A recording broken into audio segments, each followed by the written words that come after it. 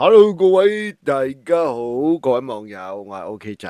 內地新聞啊，今日我哋同大家睇下，經歷過暴雨之後呢，依家內地多地啊突發酷熱，好勁啊！講緊係超級酷熱添。咁我哋會同大家睇下啦，即係冰火兩重天咁啊。因為嚟緊香港好似話打風啦，禮拜尾係嘛？咁但係我哋首先要經歷一個即係下沉氣流，到時候都真係大鑊啦！咁啊，今次內地亦都係破紀錄嘅高溫嗱。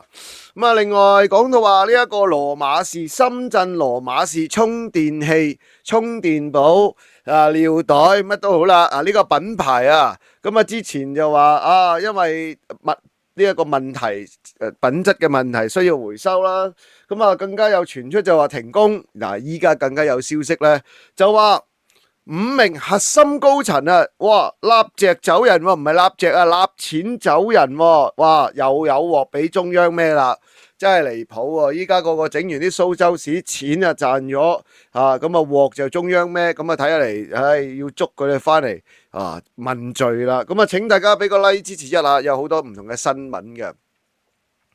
第一單消息，我哋講下啲人事調動先啊！咁啊，國務院宣布中組部原副部長徐啟芳就接任周齊咁啊任港澳辦常務副主任咁樣周濟係咪有濟國啊嘛？呢個濟咁啊，中央今日咧就宣布呢個人事變動噶咁啊，國務院任免國家工作人員任命呢個徐啟芳就係為國務院港澳事務辦公室分管日常工作嘅副主任，咁屬於正部長級啦。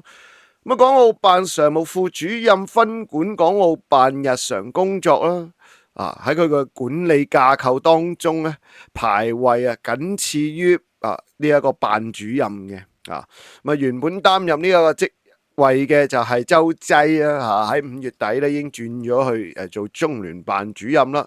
咁徐啟芳喺月初咧就已經上任噶啦噃，喺7月4號陪同港澳辦主任夏寶龍就即係出席咗呢一個全國青年第14屆全委會港澳地區特邀委員咁樣噶啦，咁就轉任啦，咁人事調動。好啦，好，下一單消息咧，我哋就睇下好熱啊，好熱啊，好熱啊，好熱啊！嗱，不過熱還熱。有嘢大家要快啲整啦，小修小補要洗衫曬被曬乜乜乜嗰啲，你就好拎出街曬啦。我哋即係經歷呢一個都冇一個禮拜嘅好天氣啦，咁其實會唔會有機會打成風都未知之數啊！依家都天氣不似預期咁喺禮拜4、禮拜5更加酷熱添啦，熱死人啊咁禮拜6就開始慢慢有微風有雨啦，轉北風添。去到禮拜一啦，禮拜2咁依家暫時嘅天氣預報都係落雨咁因為去到禮拜日嚟講呢，有機會個風吹到埋嚟啦。咁呢幾日我哋都經歷過酷熱嘅天氣，要經歷過酷熱天氣，而內地繼呢個暴雨之後呢，亦都同樣地面臨高溫來襲啦。咁更加講到破紀錄嘅高溫添。咁中央氣象台嘅預報內地高溫繼續增強噶，而喺今日呢就嗰個高溫將會即係去到最頂峰噶啦噃，哇咁勁啊！範圍由華北抵達華南、河南等地方，或者會打破同期最高溫紀錄所以慎防中暑。而南方降雨量持續減少減弱噶，之前又40度以上噶啦，嗰啲火焰山係嘛，吐魯番地表溫度又話過70度噶啦，已經係已經係破咗好多嘅歷史高溫啦，今年但係話俾你聽未完嘅。預報指出啦，喺呢一個新疆吐魯番盆地、河北南部、山東嘅西部、河南大部分地區、山西西南部陝西關中湖北重慶四川湖南等地方呢，最高溫度係接近39度嘅其中河南中部、新疆吐魯吐魯番盆地啊，係會講緊超過40以上啊，40度以上啊，嗱未夠高啊，點解呢？因為去到禮拜三度啦，河南、河北啊、陝西啊、山東、湖北部分地區呢，最高係講緊43度添，咁啊山東西部同埋河南地方亦都有望挑戰7月同期紀錄嘅最高溫，真係聽到啊都知熱啊，流汗，大家有冇流汗？抹一抹滴汗先啊！嗱，咁啊，另外呢，南方啦，大家要注意啦，中央氣象台話俾大家聽，雖然我哋嘅溫度唔會去到40度，但係我哋出咗名係咩啊？夠濕咯，係啦，冇錯，我哋夠濕啊！夠濕咁會點啊？濕熱啊，濕熱你飲涼茶啦，咁啊濕熱係好攞命噶，個體感嚟講咧係好辛苦啊。咁啊，中央氣象台所以啦，話俾大家聽啊，南方啊體感更熱，預防慎防中暑啊。咁啊，大家咧真係喺戶外嘅地方咧都要留神一下啦。咁但係都係啦，有咩衫啊，有咩繩咧？呢個禮拜好洗晒佢啦，去到禮拜尾嚟講咧就落雨天啦，係咪？咁啊呢一個禮拜夠晒時間俾大家洗衫啦，注意出外要注意啦。諗住禮拜尾去玩嘅朋友都可能要留意一下嗰啲天氣報告啊。咁啊，另外就講下台灣方面，高雄三元能源鋰電池廠爆炸，哇！仲要大嗰隻啊！哎呀，死咯！咁啊，有毒濃煙啊，會唔會漂浮四處咧？哇！咁啊，真係要一齊同大家睇下啦。咁啊，台灣高雄小港區三元能源佢哋嘅公司就起火廠房嚟嘅，應該係現場冒出大量濃煙。根據消防部門就表示啦，凌晨5點接獲火警啦，派咗46部救火車、91人去前往救人，更加揾埋機械人幫手灌救啊！咁啊，造成最少14男1女15人受傷。咁啊，另外有3名消防員因為不適咧就送院嘅。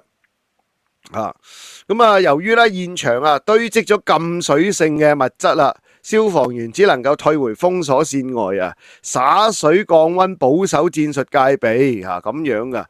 咁啊，消防員就話好難搞啊！依家鋰電嗰啲咁啊，你又唔可以噴火入去，噴水入去咁啊，點解呢？因為如果射水入去啦咁啊就會產生氫氧氫氟酸。咁啊，氫氟酸就化骨水啊，腐蝕力強啊，可以直接揦傷人嘅，所以佢哋唔敢射水落去入邊嗰啲鋰電池電解液啊。咁啊，要靠嗰啲化學物落去咯。咁你但係喂，咁大個廠房，你要噴幾多嘢入去啊？所以你話依家鋰電呢，即係你唔好話即係我哋睇世界各地都好啦。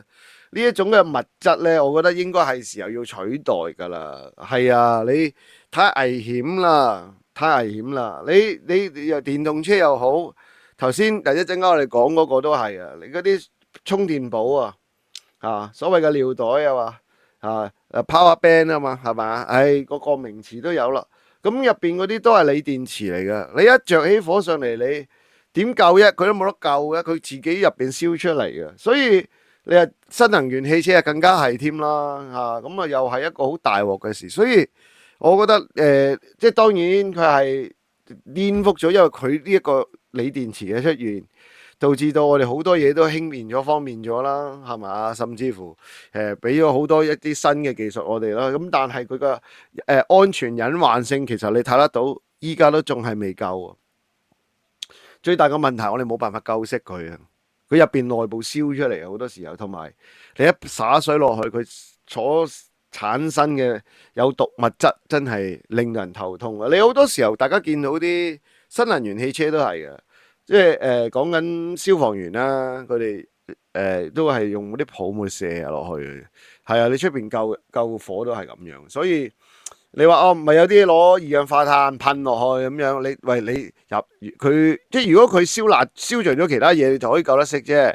咁但係個問題係佢本身嗰個主體嗰嚿電係繼續喺入邊放緊噶嘛，喺度放緊能量出嚟啊，係都幾攞命啊！呢個即係有時候你睇下佢仲唔穩定，即係你問我，我覺得佢唔穩定過核彈喎。核彈核武，即係你話呢一個核能唔係核彈啊，核能啊，我哋嘅發電廠啊，核子發電廠啊，你話啊好危險喎，打爆佢喂，但係喺安全現有安全嘅係數底下，你睇得到其實好多嘢都係做得好足噶。但係反而依家細細嚿呢啲鋰電池嚇，或者爆起上嚟，真係天昏地暗噶啊！好啦，咁啊跟住我哋就繼續講落去啦，就係關乎呢一個羅馬士啊，呢個深圳所謂嘅充電寶、流動電源、充電器啊，或者尿袋啊，又或者叫 Power Bank 呢一個品牌，之前呢。我記得喺上個月啊嘛，咁啊內地有啲大學就話唔俾啲學生咧就帶呢一個羅馬士品牌嘅充電器翻學校，咁啊就話佢安全有問題。咁啊後尾啦就官方亦都出聲明啦，就話要回收一系列嘅佢哋嘅唔同嘅型號。咁啊唔知道，因為呢隻牌子其實喺淘寶又好，或者大家可能有時北上消費又好，有機會喺香港都買得到噶。咁啊唔知你哋有冇買到啦？有你就可能要留意一下啦。咁啊其實喺7月嗰時候已經做咗大規模回收噶啦，即係喺月初。咁啊更加咧就話宣布停工停產6個月噶，咁啊後尾咧就當大家話係咪執笠啊？咁啊我記得仲有個報道就話唔係，我哋人事變動啫咁樣。喂，人事變動使唔使停半年咁誇張啊？咁啦，咁啊依家咧有最新消息啊指出啦，有員工爆料啊，呢5名公司核心高層咧，竟然喺事發之後失蹤，就懷疑潛逃去到馬來西亞。咁冇辦法造成人事變動因為佢要即係將過繼噶嘛，將呢啲公司咁你揾法律文件，咁你都揾個人翻嚟噶好啦，咁啊根據內地傳媒報道啊，羅馬士咧其實喺7月7號已經發表通告噶啦，就話全面停工停產6個月，除咗少數負責回收工作嘅員工咧，其餘都唔使喐噶啦咁係冇公開，亦都冇糧出。咁啊多名內部員工透露，公司嘅現金流已經揸乾咗啦，經營陷入困難添咁有名中層嘅員工指出啦，呢一間公司5名主要嘅高層嚟自品質管理事件爆發之後咧，就全面失蹤啊，就懷疑低調已經去咗馬來西亞噶啦。咁啊同時間咧完成人事變更咁樣噶噃係咪噶？即係完成咗噶啦，佢走咗都要完成得到喎。咁啊呢個員工嘅指控啦，公司高層已經將呢一間公司變成提款機，喺香港購買房產、買車、揮霍資金。依家咧公司陷入危機，高層咧就一併消失得無影無蹤嗱。咁啊，你唔好睇佢，可能你唔知呢個品牌，或者可能有聽過呢個品牌啦。咁啊，羅馬士其實佢哋每個月係講緊2億人民幣每個月收入有成2億人民幣哇，咁勁啊！咁但係咧帳面資金嚴重不足啊，公司收入幾乎全數用俾支付上個月嘅貨款啦、員工嘅人工啦，同埋各個營運支出嘅，1蚊都冇得剩啊！唔係啊嘛？好啦，咁員工亦都強調啊，佢哋公司年終所剩嘅盈餘亦都大多數俾高層拎咗出嚟，用作風險準備金咧，亦都極少數，只能夠咧可以撐到1個月嘅啫。好啦，講到話最關鍵嗰一刻就係喺今年6月初啊，佢哋公司咧向2間主要供應商支付過千萬嘅貨款咁啊，但係突然之間要爆回收產品啦，咁啊更加又話要賠又話要剩啦，即刻資金鏈破裂噶啦咁樣噶噃。好咁做咗呢啲事件，諗住就賣出嚟係嘛，即係賣嘢或者跟住後尾回收咁呢件事咁走咗佬啦。咁有好多網民就話啦，佢哋真係食相難睇啊，年年分紅千幾萬走人走得快，真係好世界啦。員工點搞呢？咁樣咁羅馬士依家就冇正面回應噶啦。據了解呢，喺京東淘寶、拼多多嘅官方旗艦店已經關閉咗噶啦噃冇嘢賣，咁點算？呢啲呢，你都睇到啲錢呢走咗過嚟香港話買樓喎，係嘛？即係如果係真嘅話唔知唔怪得民建聯佢建議話放寬啲人過嚟買樓，跟住俾人鬧啦係咯。喂，呢啲其實我覺得國家可以出手㗎，係嘛？可以封咗嗰啲資產喺香港佢夠膽喺香港買，你以為就冇事啊？係咪封咗佢咁啊？買幾多喺香港買幾多照封，怕咩啫？因為國家危害國家安全啊嘛佢哇大佬，你而家你叫中央埋單喎，其實如果佢真係走咗嘅話，係啊，咁你諗下啲職員啲員工冇糧出咁點啊？咪中央又要出手搞咯？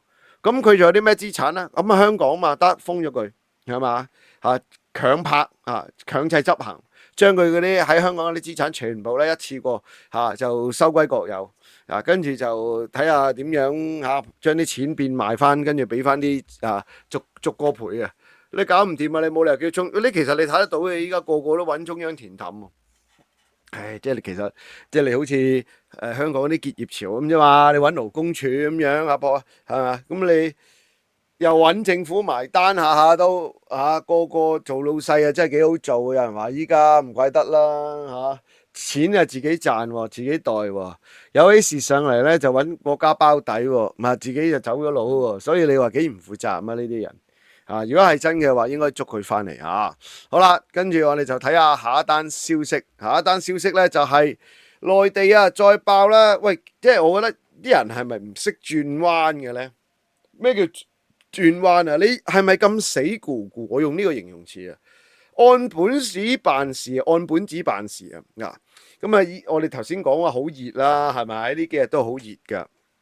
咁原來講到喺早幾日前網傳青海西寧曹家堡機場飛去西安嘅接駁巴士因為頭等艙旅客未到啦，長時間唔開門呢一部接駁巴士咧又唔開冷氣又唔開通風乘客被困喺個車入邊15分鐘，其中有人焗暈咗唔係啊嘛？咁喂好笑呢壇嘢唔係話好笑係離譜到咧，有網民就話喺接駁巴士上面嘅自己啦，同其他乘客一直求助，而喺即係講緊喺個地面上面嘅工作人員就唔理仲喺度笑嘎嘎喂，即係你睇佢哋焗死佢哋啱噶啦，去旅行啊嘛我又要做你哋焗死你，喂唔係咁變態啊嘛？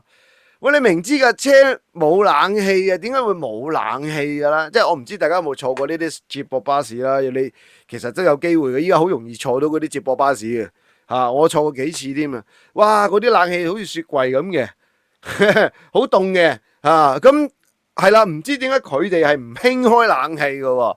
你人多你係焗噶啦，抽氣你都開下啦，係嘛？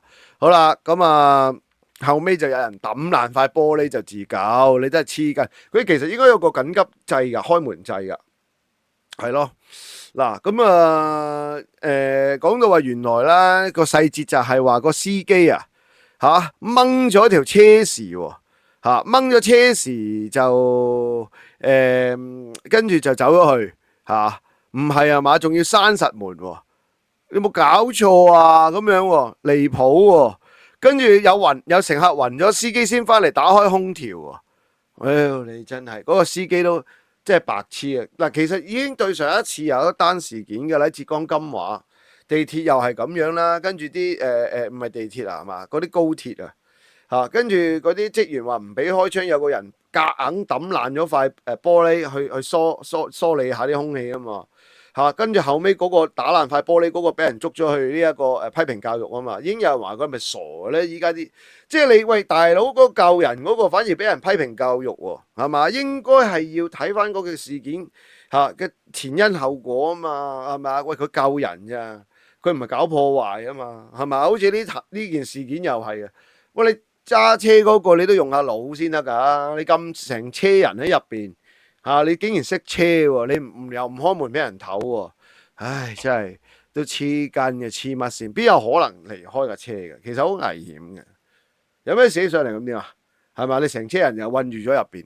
好啦，另外就講下辣卜卜辣卜卜哇個熱浪都好犀利啦，見到中央咁又話要去整治一啲盲盒啦，咁見到國務院新聞辦公室就召開新聞發佈會，咁海關總署副署長黃令俊就介紹咗今年上半年貨物貿易進出口嘅情況噶，咁其中呢就有關乎呢個辣卜卜噶咁海關總署佢哋嘅公眾號咧連續發布海關大戰假 Booboo 啊，咁啊成咗熱搜喎。嗱，原來咧講到海關喺上半年全國海關就一共扣查咗懷疑侵權貨物11000個批次總共有3800幾件3800幾萬件，哇！其中大量都係呢一個 Labubu 嘅好啦，咁點樣去鑑別真假 Labubu 咧？嗱，就唔知，可能有啲人知，有啲人唔知。原來真嘅 Labubu 有9隻牙，尖嘅嗰啲唔係鈍嘅係啦。咁但係原來山寨貨佢哋個帽可能有啲誤差咧。可能得8隻或者7隻嘅啫噃，咁樣嘅，係啦，咁呢個海關總署都檢獲咗好多呢啲所謂 Labubu 咁樣會無端端喺度叫嘅嗰啲老翻嗰啲咧，係好恐怖啊，係 Labubu 咁樣，我聽過上網睇啲片，哇，會邊有人中意㗎？黐線嘅，係咯，奇怪。不過你而家呢個熱潮咧，你見到啲人，我睇翻啲報道都好似。慢慢減弱咗，咁其實都有原因啦，係嘛？我之前都講咪就係你老翻頂爛市咯，都唔知真定假都唔買啦，好啦，咁另外就同大家睇下啦，又嚟嗰啲假大師，唉，真係好信唔信啊？信大師咁唔怪得。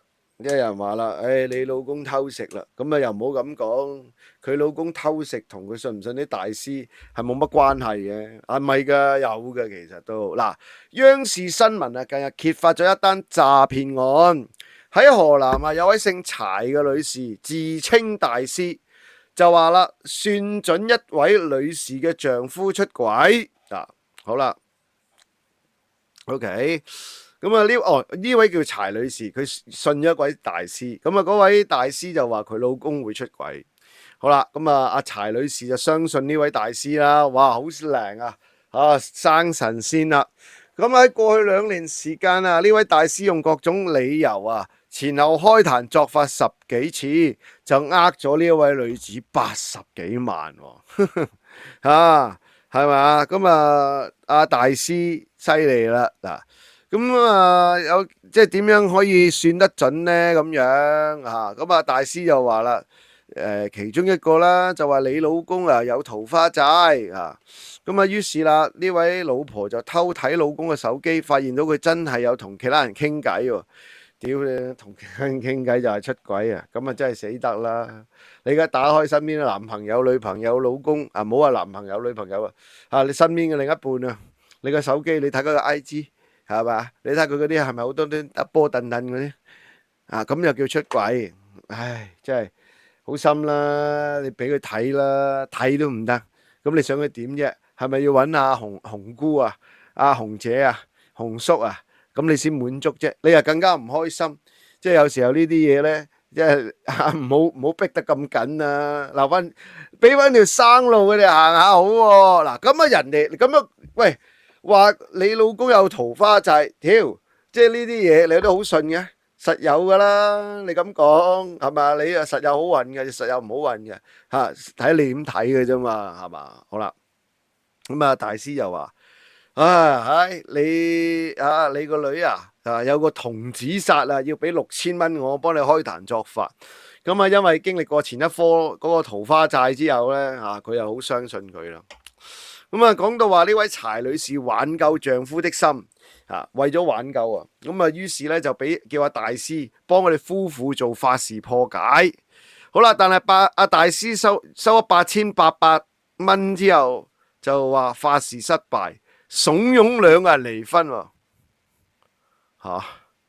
喂屌，即係呢啲咧寧教人打仔，莫教人分妻係嘛？收咗8800蚊之後，你話失敗，跟住叫人離婚，你真係垃圾！喂，呢個垃圾到不堪。咪唔嗱，即係去到呢度，你話喂個老公出軌，你都係好撚正常。如果你咁搞法，咪唔係啊嘛？你信一個咁嘅人係嘛？係嘛？喂我屌你唔係咁蠢啊嘛？係嘛？咁迷信，即係可能都有人鬧我啦。咁但係你從另一個角度去睇你。喂，你冇計喎，你係咪啊？即係唔係話求你哇好叻咁樣咁，但係起碼你喺呢方面都係咪應該精明少少咧？嚇，好啦，咁啊講到話大師出謀獻策之後咧，個女人真係同個老公離婚喎，你真係蠢到隻豬咁啊！真係啊，唔你邊個咧？啊，咁啊個細路跟住自己啊，但係一段時間之後咧，呢位女子啊發現咧養細路壓力好大，又揾阿大師幫助啦。啊，咁啊其後咧呢位女子亦都聽從呢位大師嘅建議，同前夫去商量分身家嘅問題。咁啊大師啊教佢順勢要攞翻90萬吓。好啦，咁啊自此之後咧，呢位女子啊自己咩唔旺咧唔好咧就揾佢噶啦。嗱，總之做乜都唔如意咧就揾佢啊。咁啊後尾啦呢一個圈套啦就俾呢位女子嘅屋企人識破，第一時間報警啊！咁啊，原來咗80幾萬啊，都白 Q 黐啊！你真係咯冇噶，你有啲嘢其實成日都話啦，估啦，睇到啦係咪啊？咁啊，後尾依家公安機關又拉咗佢啦。其實你諗下真係幾無謂咧，冚家都信咗佢咗百幾萬，咁仲要同個老公離婚，債權因為呢啲人從中作梗咁你唔識，你咪走去信啲咩大師冇樣靈係啊，最靈就係佢叫你咁做佢自己最靈。我要佢離婚，好離婚係嘛我即係分佢身家，其實即係佢點解要人哋分身家，慫咗人哋分身家，就係佢吸佢血啫嘛。即係睇得到嘅呢啲嘢，真係睇得到。即係有時候你見到呢啲咁嘅新聞，擰頭啦。好啦，最後咧亦講下依家好多人咧就會養生啦，喺內地咧有位67歲嘅阿婆啊，就深信高溫曬背脊可以去濕治病咁樣噶啦。於是喺晏晝最曬嗰段時間就走出街，趴喺個地下公園上面就曬背脊，曬足2個鐘，點知出事？好啦，咁啊入咗醫院，咁啊被診斷為動脈瘤腦出血，更加形成呢個危險嘅腦山。哎呀，即刻就開頭顱做手術清淤血嘅。真係你有冇搞錯你真係咁都得嘅咧你亂做24人曬你又曬係咪？你曬背脊可以去濕，咁你唔使食藥啦係咪？其實唔係話我哋唔係話咩即係你尤其是依家嗰個太陽咁辣，你就算你話出下汗係 OK，咁但係你都唔係咁高溫嘅時候你好容易出事噶嘛係嘛？唔舒服噶嘛，你會中暑噶嘛，所以真係唔好亂做呢啲嘢。好，咁今集時間講到呢一度，下一節再講，拜拜。